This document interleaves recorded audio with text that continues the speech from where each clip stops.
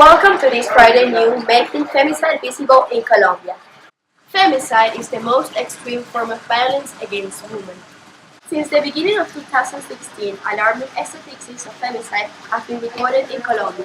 The majority of victims are attacked by their former partners, and it all starts with domestic abuse.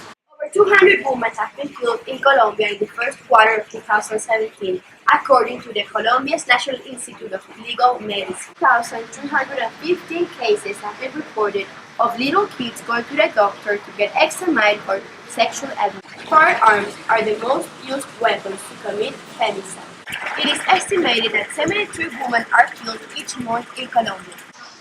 The prejudice and stereotypes that exist within institutions mean that gender-based violence is not always recognized. It's considered that is women's responsibility not to provoke violence.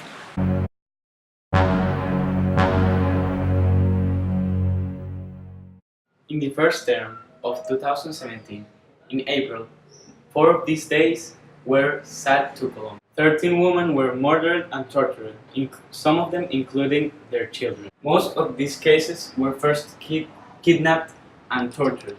Some of these also were done by their own family. Some of these cases were done to minors, even to a girl that was 3 years old. The majority of these cases were done in Bogota, Medellin, and Tolima. Now, we will listen to the two most extreme cases that have marked Colombia in the first quarter of 2017, Juliana Zamboni and Sarita.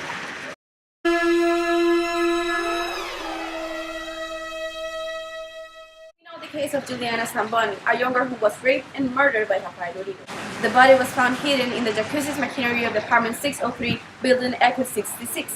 The department found out that Harissa Marún used to hit her and his siblings tried to hide the evidence. During the judgment, he said it wasn't him when he was doing such thing. He said it was under the influence of drugs when he was doing it. Thousands of women reached Colombian streets to show how reluctant they were to this crime. The sentence was 60 years in prison, and his siblings are allegedly going to jail as well. As it was expected, people reacted very violently, protesting about national and international media created hashtags and posts for justice in Juliana's name.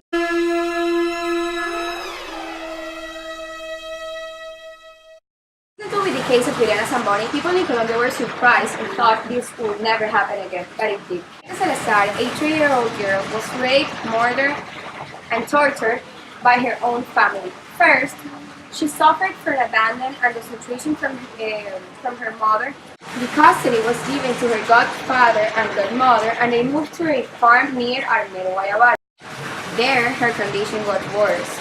April 21st, she was taken to the hospital with a broken skull, a broken arm, and clearly signs of sexual abuse.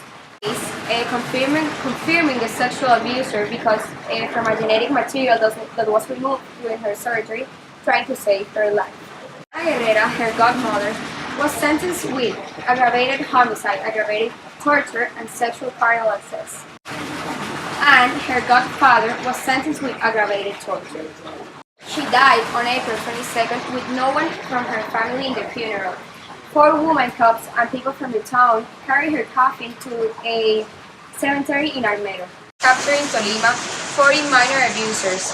One example is from a father about 50 years old that raped all of his 5 kids, 3 of them girls, and 1 of them got pregnant and then continued suffering from his abuse.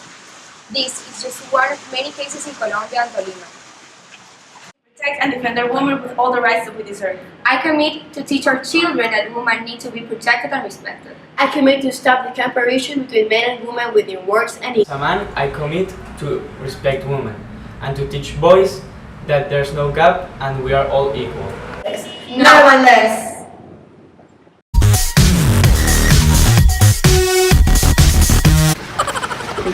Sarita! Sarita!